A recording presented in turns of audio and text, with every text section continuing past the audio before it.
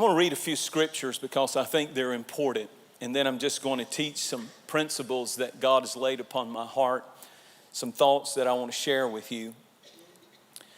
Verse 3 of Philippians chapter 2, let nothing be done through selfish ambition or conceit, or out of conceit.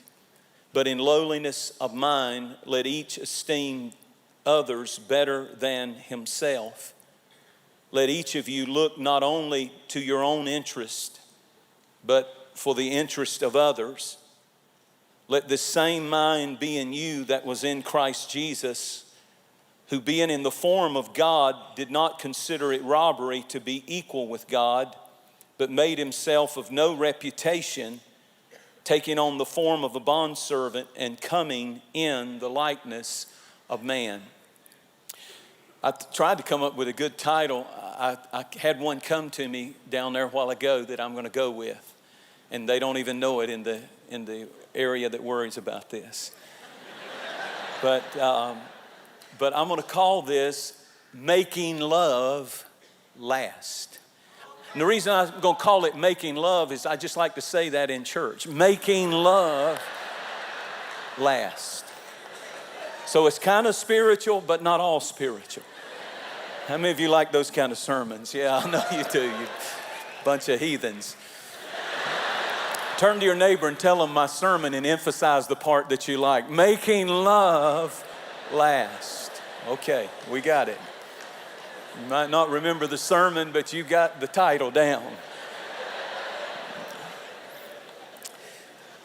Everybody wants their marriage to stay alive. Everybody has something in us, I believe, that longs for more than buddies and hunting friends and girlfriends if you're a girl, and shopping girls and girlfriends. Everybody wants it.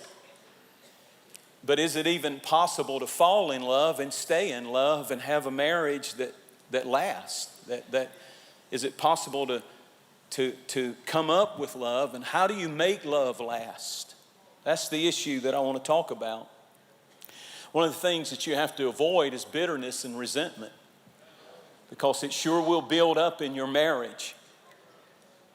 Bitterness and resentment comes when one person feels unfairly that they're bearing more of their responsibility, more of the responsibility in the relationship than the other person is, and bitterness and resentment begins to build up inside. When the weight of the relationship falls on one person's shoulder instead of both of the people's shoulders, then they start to feel, there's a start of feeling neglected and bitter and resentful of that person.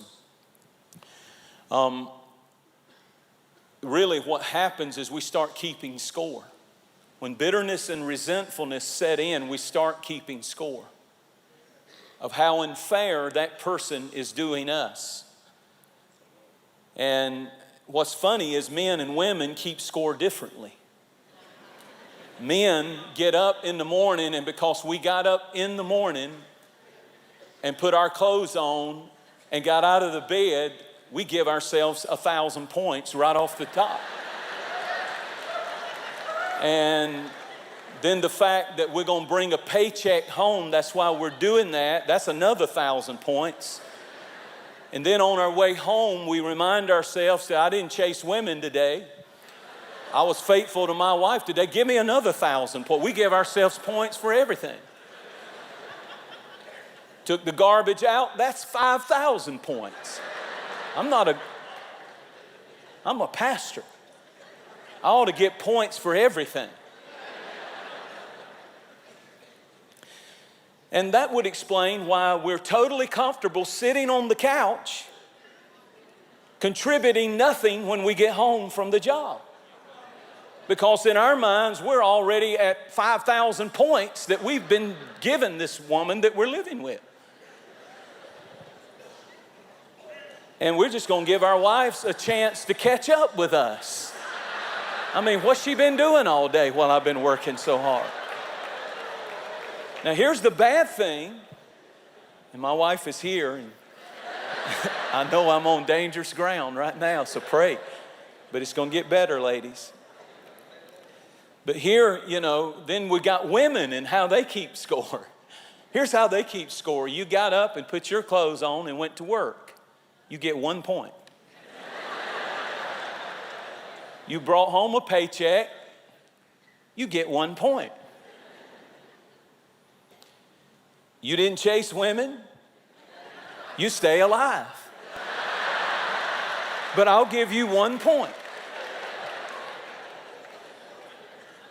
So here in our minds, we have 5,000 points, men, and in the woman's mind, you got 3 points. And what we need to understand as men is something that I want to emphasize to you, because when you understand that women keep score differently, this can change your life right here. This first point is a big one. And if you don't get nothing else out of this conference, it was worth your journey, what I'm about to share with you, because I know it's the truth.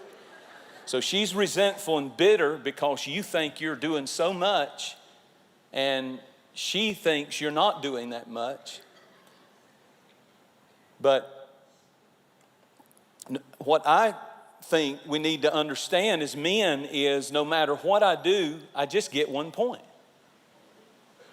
Women don't see things big as important as other things. The good news is you can make this work for you if you're a man. The fact that small acts of kindness matter as much to women as big acts of kindness. A guy thinks, I got to do something big. And if I do a few big things all year, birthday, anniversary, Valentine's, and Christmas, that ought to hold her. What's the problem?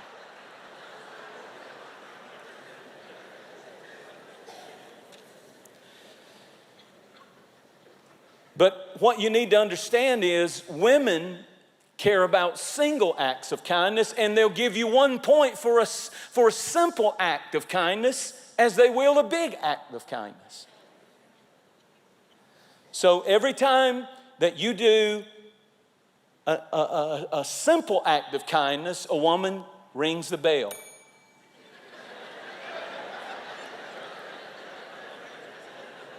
Guys don't think that way. We think if we do the big things, that's enough. We think that will be enough. But here's how you make it work for you.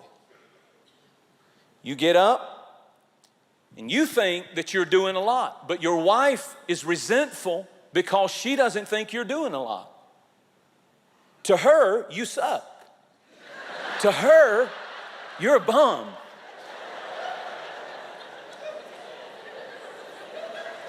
Now, let me show you how this is really crazy.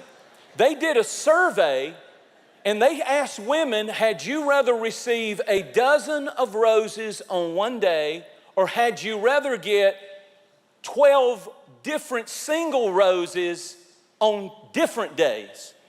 And every time, the mass majority said, I'd rather have the single roses on different days, knowing that he's showing that special, simple kindness, than the big thing of roses. Now, really, they want both. But what I'm saying to you, we all know that. That's a given. They expect it on the big days, but it's one single rose. Now, watch this. Watch. Here's how you do it. You want to get the bell to ringing and getting some points on your side? Get up in the morning, some morning, soon, and she's brushing her teeth and she's getting ready, and you take 90 seconds of your time and you make the bed, and she walks out and she cannot believe her eyes.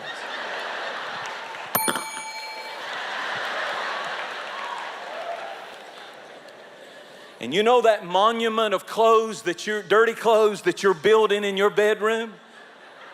If you would pick that up and take it to the laundry room That's what's going off in her. After you eat a meal, you actually pick the plates up and take them and put them in the machine that cleans them, the dishwasher. I don't even know what it's called. It's there. I know it. I paid for it. It's there. I don't know how to turn it on. I don't know if you put Dove soap in it. I don't know, but I need to learn if I'm going to preach sermons like this. We'll keep moving.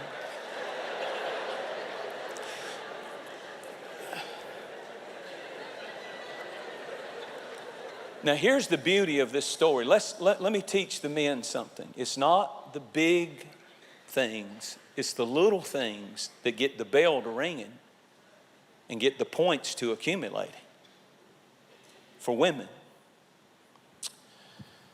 So, you plan a date for next Friday. Let's say you do that. And you get a babysitter. And you make the reservations. And you get the concert tickets. And you plan the night out. And then you surprise her. No, dummy, you know nothing about marriage. You don't surprise her. You tell her in advance. Why? Because the bell starts ringing and you've done nothing. You've not done one thing and she's all ready. But this is going to work for you. Watch. Because she's a woman, she's going to tell her friends. She cannot keep it to herself. And she's going to call her friends and she's going to tell it all over again. Do you know what my man did for me? He made reservations. He did this. He did that. He's got it all lined up. He got a babysitter. And then she calls her sister, and then she calls her mama, and then she calls her best friend. And here's the double coupon bonus for men. Is not only are you going to be accumulating points just as a secret joy thing to all men, you're taking points away from all the husbands that they're telling what you're doing. They're getting so furious at that deadbeat they're married to and how they wish that they would be like you.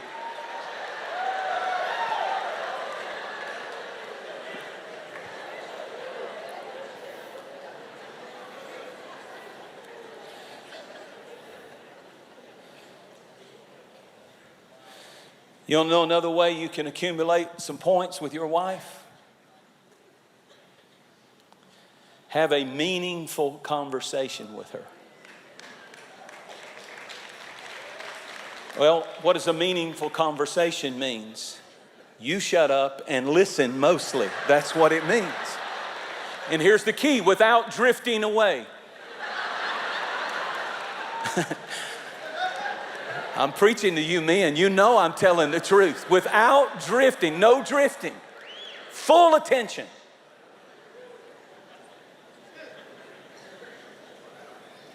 And as she's telling you the things that she's talking about, you actually talk back. I can't believe they said that to you.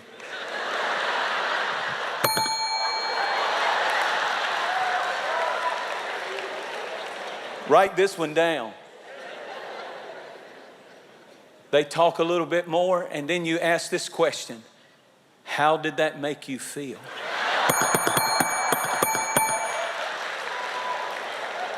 And don't drift. Stay right there.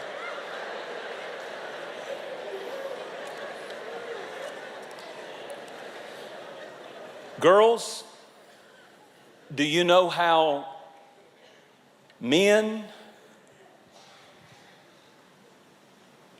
or how you as a woman can accumulate points with your man?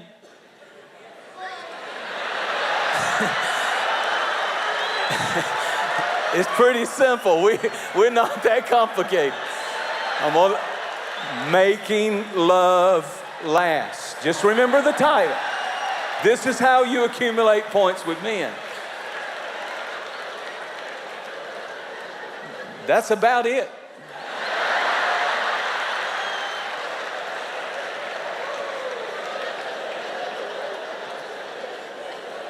That, and I will add one more, which is not as good, but it does matter to us when you believe in Him. When you let that boy know that you're his number one fan, that you believe in him. I'm sorry that we have fragile egos, men do. And when you let him know you are something else, what do you want? We're that simple, we're that dumb. Sex and believe in Him. We'll work ourselves silly, we'll hurt ourselves for that. All right, let's keep moving. Can we talk about sex for a minute? In a good way? Because the Song of Solomon is pretty powerful. And just one word I want to get into your spirit, especially the men that are here. And it's the word exclusivity.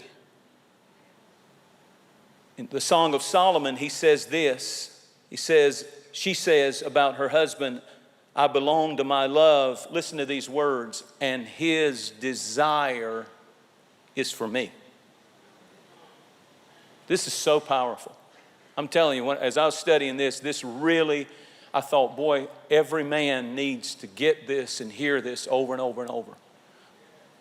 It's one of the greatest keys to great sex in a marriage is his desire is for me, because we live in a generation like never before that's teaching people that if you want more passion in your sex life, then it's okay for men and women, if you watch porn together, to watch it together. More lust means better sex. Doesn't matter what you look at, just to get yourself revved up, you do it. But the powerful thing that she says is he has an exclusive desire. Listen to her words again. His desire is for me. His desire is for me. What's happening is because of the plague of pornography, we're trading in real women for fantasy. And when that begins to happen, something tragic begins to happen. And there is no woman on the earth, because pornography does two things to a marriage.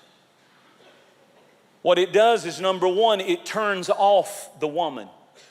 Because if I ask any of the women that are here, how many of you ladies would like for your husband to look at porn and see a woman that he's lusting after and then pretend that you're that person? There's no woman in this place who would raise their hand and say, I desire that. So what does porn produce? Number one, it produces a turned off woman. Number two, it reduces a diminished man. Why do you say that? Because when you begin to look at pornography, porn is like eating snacks all day long. It destroys your appetite for the real thing. And the more you do it, the more it destroys your appetite for the real thing. This is how it is. This is not a preacher talking. This is a scientific medical fact now. That porn is like eating snacks all day and destroying your appetite for real food. So therefore, you're not interested in the real thing because you've been eating snacks all day, and yet it doesn't satisfy. There's a difference between a man and a woman making love in holy matrimony and reaching an orgasm, and a man masturbating and having an ejection. There's a difference. What's that difference? The difference is really When you make love to your wife, you reach a peak physically that endorphins are released into your bloodstream. They heat up your blood, literally.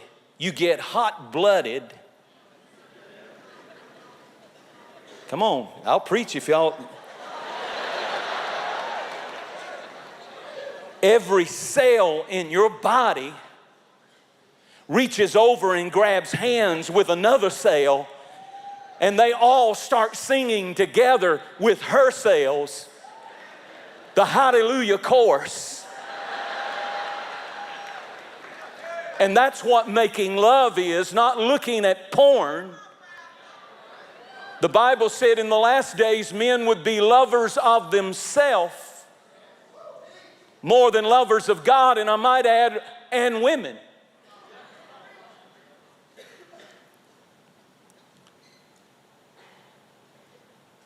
A lot of women say, I wish my husband would praise the Lord more and get into church more. Well, can I help you with that? Maybe one of the greatest things you could do if you want your husband to praise the Lord more on Sunday is put a smile on his face Saturday night. And I noticed there wasn't a lot of praise going on in this room. But I believe if you would go to work on what I'm preaching, by in the morning we could have a breakout and the preacher wouldn't even get to preach. Because really it's hard for sexually frustrated men to praise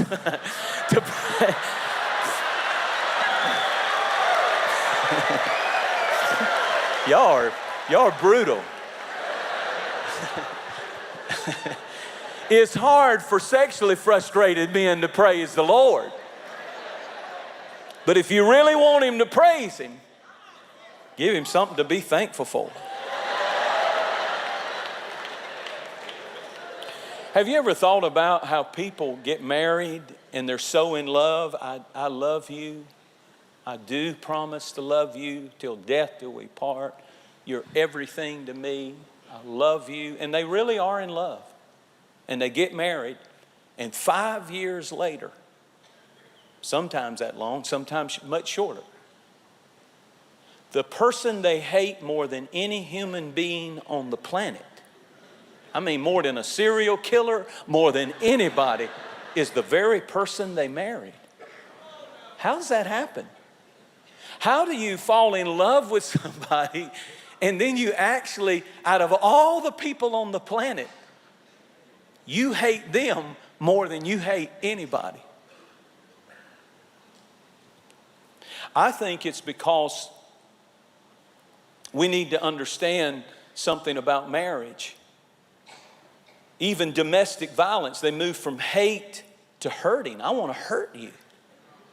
I don't just hate you. I know I loved you so much that my whole world was consumed by you when we first met. But now I've moved from loving you so much to not only do I hate you more than any person on this planet, but I want to hurt you now. You can actually put your fist or do something against that person. How does that happen? Proverbs 4:23, the wisest man who ever lived, according to the Bible, other than Jesus, was Solomon.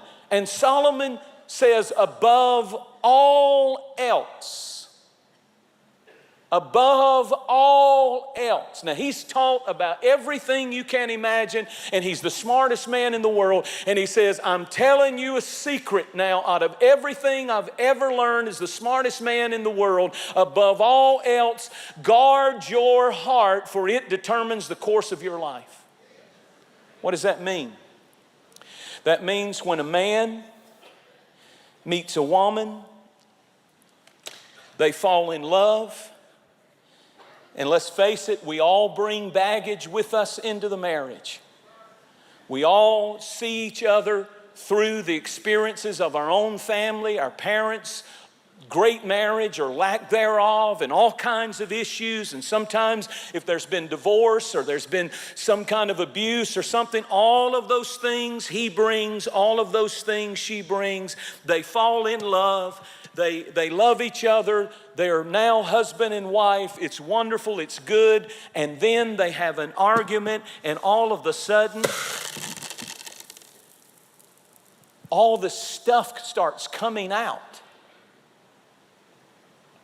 What happened? What happened was, the reason that you start hating that person and resenting that person is not always because that person is so bad. It's just they're bringing out what's in you. And that's why he said you got to guard your heart, because some of the things that you guys are fighting over, it's not what you really, because what he did was on a level 4 offense out of a scale of 0 to 10, but your reaction was a 10. And it's not, what happens is what's in us when we get into conflict. And if you're not careful, you start blaming that person. You're why I'm miserable. You're why I'm angry. You're why I'm bitter. You're why I don't trust. You're why I don't trust you. I don't trust you. All this, and it's really not that person. They just did a category 4 offense, and you're reacting with a 10.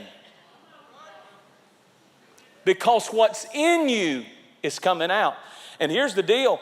I'm done with him. I'm going to get me another one. Well, here comes another little hot shot. I'll turn it around. There he is. There he is. He's just another man. And guess what's going to happen? The same stuff that's in her, the same stuff that's in him, it's going to come out. Get another marriage, it's going to come out. That's why the Bible said, guard your heart with all diligence. Check your heart. Make sure. Sometimes you're not having a marriage problem. You're having a heart problem. It's what's in your heart. It's what's in your heart. Turn to somebody and say, it's those jelly beans. It's not my fault.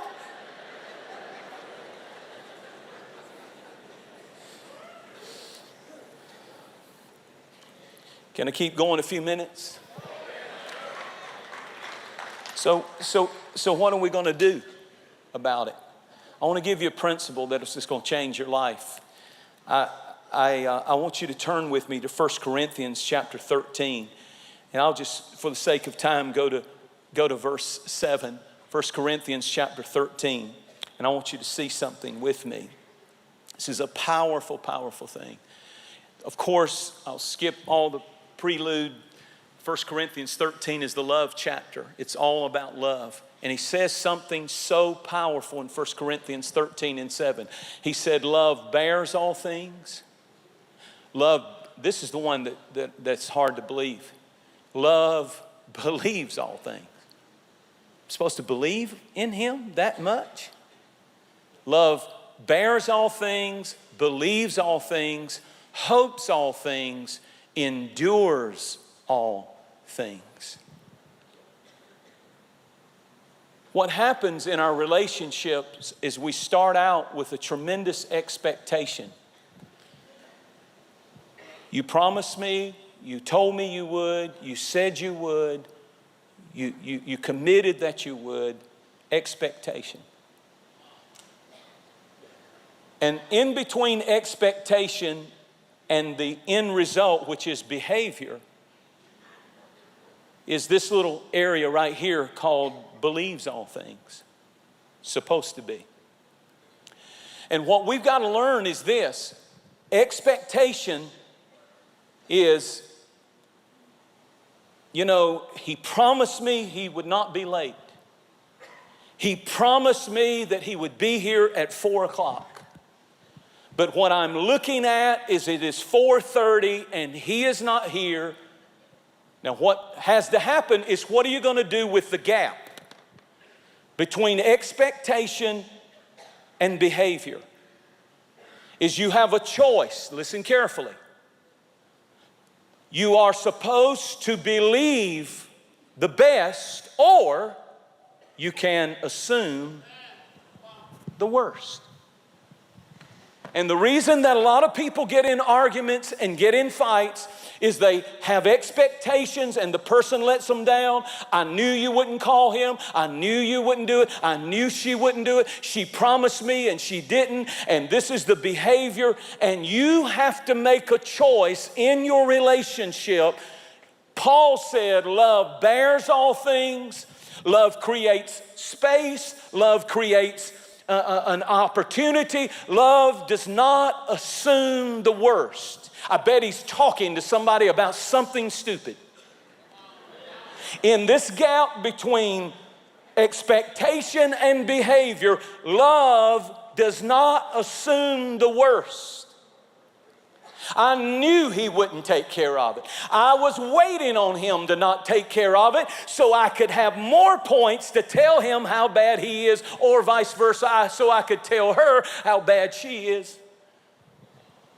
And we assume the worst instead of believe the best. But what is powerful in a marriage, Paul said 2,000 years ago, if you want some peace in your home and somebody isn't living up to expectation and their behavior is different, what would be so bad about believing the best? I know he's been busy. I know she's had a lot of things on her plate. I know they promised, but what we do is we create an opportunity. And when you believe the best instead of assume the worst, what you do is you cause that person, when you call, instead of being angry and furious at the fact that he didn't pick up the kids like he promised. And certainly I'm not saying you shouldn't have conversations and deal with things, but this is the key right here. That in the meantime, instead of brewing and being mad and angry, and he starts dreading the phone calls and afraid of the texts and vice versa. We believe the best. I know he's busy. We give each other some space. Does this make sense? You choose to believe the best instead of assume the worst. When you believe the best, it kind of goes like this. Well, something really important must have come up. And you're believing the best. You're hoping for the best. But when you assume the worst, you say things like, I have to do everything. And I knew that he was no good with money or whatever. And you assume the worst instead of believe the best. Do you tend to go this way when they don't live up to expectation, your husband or your wife, or do you tend to go this way? Because that's the issue, isn't it? Because when you consistently go this way, you're destroying love in a marriage. Well, what about them? There's certainly places where you have to correct and talk and get things together. But the atmosphere of the marriage has to be believe the best instead of assume the worst. It has to be. It has to be. If you want to make love that lasts. People who stay in love have the same gap all the time. They start out with expectation and somebody lets them down, but the difference is they believe the best. They believe the best. One writer said he did a study of marriages, researched marriages, and he said that healthy marriages that have lasted 10 years or more have an unrealistic view. Their partner actually rated higher in every single category when they ask about them. And he concluded that love is blind. Listen to these words. And he said that the healthy marriages are marriages that are generous in their explanation of why their mate is not doing what they expected. They're generous, isn't that good wording? They're generous in their explanation to themselves of why my mate let me down. They're generous. They believe the best, not assume the worst. I'm preaching better than you're letting on right now. Literally, love is blind. They find the most generous explanation. And I mean, I know you can do that because that's exactly what you did when you started dating that person and fell in love with them. My God, everybody tried to tell you they weren't all that. And all you did was gave a generous explanation of, I know, but you just don't know him like I know him. And you see, what were you doing? You were believing the best instead of assuming the worst.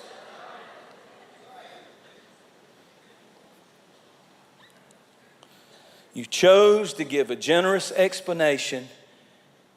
And the question is, do you now, years later, start off as soon as something happens and these two come together, and all of a sudden this is all you have, and all of a sudden this is all you expect, and all of a sudden you just start saying, this is my life, and this is my marriage, and this is who he is, and this is going to never change.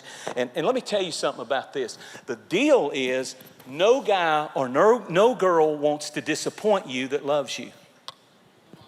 This is going to be a strange thing to you, but the truth is, no, I'll speak for myself. I never want to let my wife down. Never have I done it intentionally, trying to hurt her or and I know she hasn't me. She's not that kind of person. But what happens is, after you have a few of these, expectation behavior, he let me down again, she let me down again, here we go again, we start assuming the worst. And it just accumulates. But when you begin to believe the best, the miracle of this is whatever this person is doing, they start moving in this direction. Because you've created a space. You've created positivity that they can begin to thrive and move in. So, do you assume the best, or do you go negative immediately when somebody doesn't measure up to your expectations? I'm almost done, so hang in there. Love always protects. Love always trusts. Love always hopes. Love always perseveres. Do you quickly go to negative, or do you assume the best when that person doesn't meet the expectation that you had? The last thing we want to do is disappoint. But what happens, and it's so true, is we start creating that atmosphere. You create a margin when you believe the best. Let me tell you this. In Philippians chapter 2, what I read at the beginning of this message is one of the most beautiful patterns for marriage, and here it is. He said, let nothing be done in selfish ambition. Selfish ambition and vain conceit. In other words, I don't want competitiveness in the marriage. Let her talk and quit interrupting her.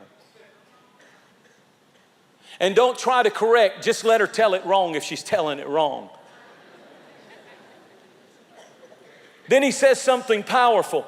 Rather, in humility, no selfish ambition, no conceit, no acting like you're more important than your spouse. Rather, in humility, value the other above yourself. Don't compete with them, value them. They are, Paul wrote 2,000 years ago, if you want to know how to love somebody, here's how you do it. Not with selfish ambition and conceit and competition, but rather in humility, value the other person above yourself. Treat them like they're more important than you are.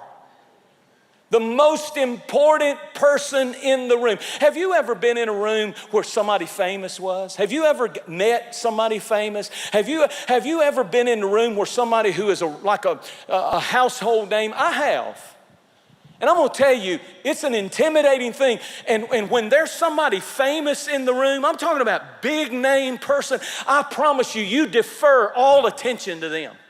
You don't interrupt them when they talk. You don't not notice them. You don't treat them bad. You don't overlook them. You don't walk in front of them. You don't do any of that because my goodness, the most important person in the room is not me. Let me put it this way. Have you ever been to a wedding?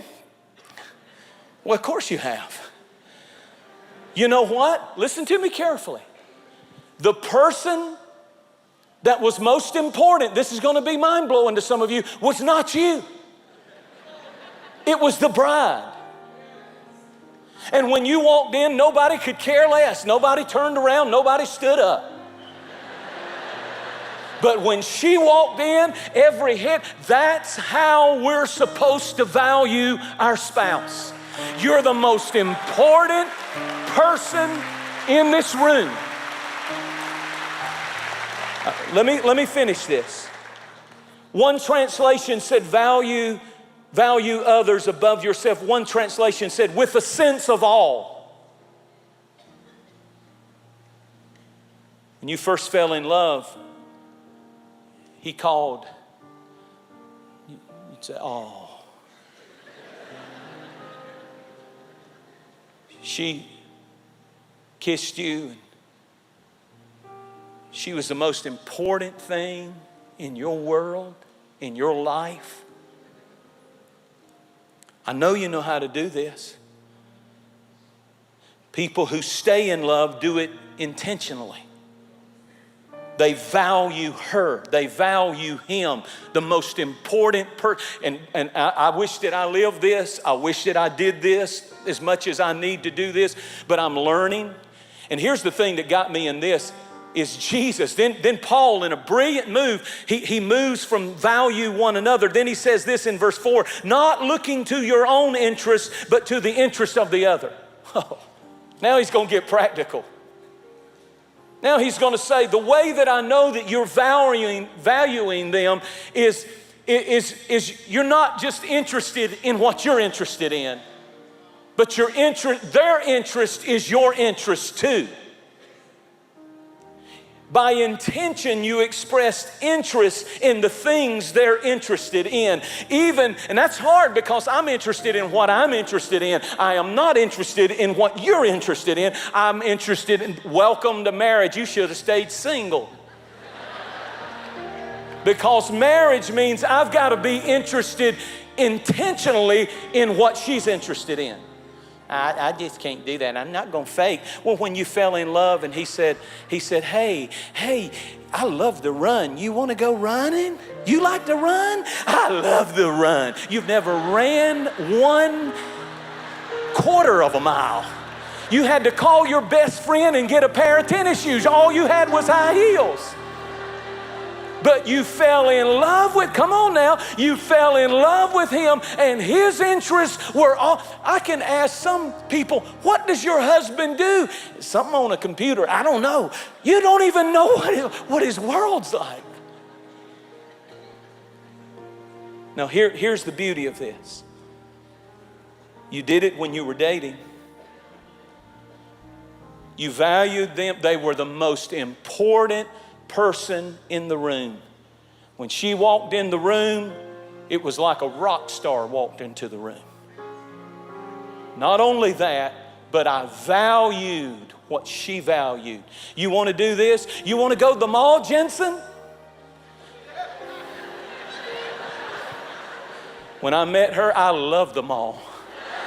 I loved the mall. Come on, church, I'm preaching the truth. This is sacrifice. This is love, real love. Let me finish. Then Paul, in a brilliant move, he lays it out. And then in a brilliant move, he says, let me tell you who models this. Watch him now in Philippians 2:5. Jesus, when he was equal with God, did not consider equality with God to be taken advantage of. He never played the God card. When he wanted a relationship with you and me, listen now, he's the rock star. He's God. He's the most important person in the room, Jesus, and not one time when he wanted a relationship with you did he pull the God card out and say, hey, me and my disciples are here. Give us the front row. Give us the best table in the restaurant. He never did it. He humbled himself. He valued you so much that even though he's the rock star, he's all about you. You're in the room and he's all, oh my God, about you, about me.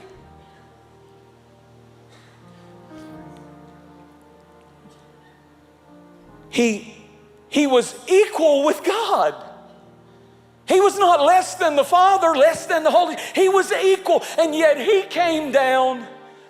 He humbled himself. He said, I opt all the glory that I can have and being right all the time. I could walk around all day and I'm so holy, I could say, you're a sinner and you're a sinner and you're a sinner and I'm right and you're wrong and I'm right and you're wrong. And it had been exactly right. But he said, I love you so much that I will opt being right all the time for a relationship with you. And I'll come down, listen, and I'll humble myself and die in obedience on the cross and show you how to value somebody else's interest and value somebody else in the room besides yourself and lay down your life so that you can value somebody else more than you value yourself. And Jesus is saying, I want you to value your husband that way. I want you to value your wife that way, that when they're in the room, they're the rock star. They're the most important person in the world. Jesus said, I can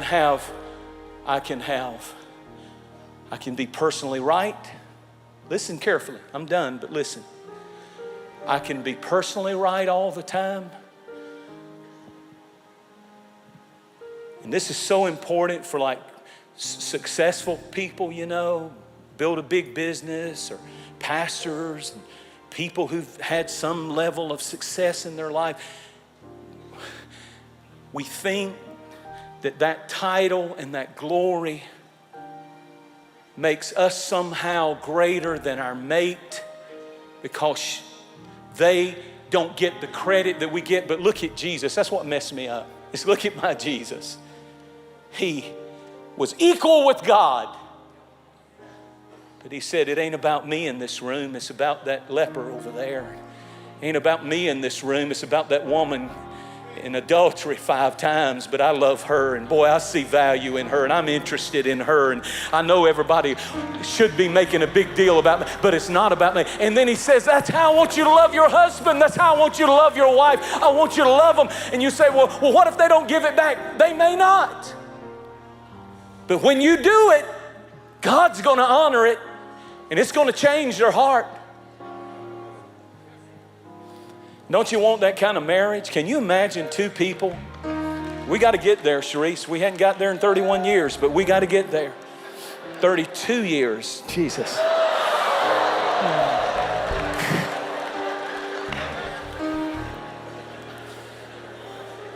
Believe the best. Had a lot on me today. Stand to your feet all over the room. How many of you in this room would love to have that kind of relationship with your spouse? Let me see your hand. How many of you would love to value them more than any other? That when they come into the room, when they walk into the room, it's the most important person in the room. Wasn't that a great way to live? I want to live the next half of my life. I want to be that kind of person. I feel Jesus in this room tonight. Just if you feel comfortable, lift your hands up and say, Lord, I give myself to you right now. I give myself to you right now. I need you, Lord.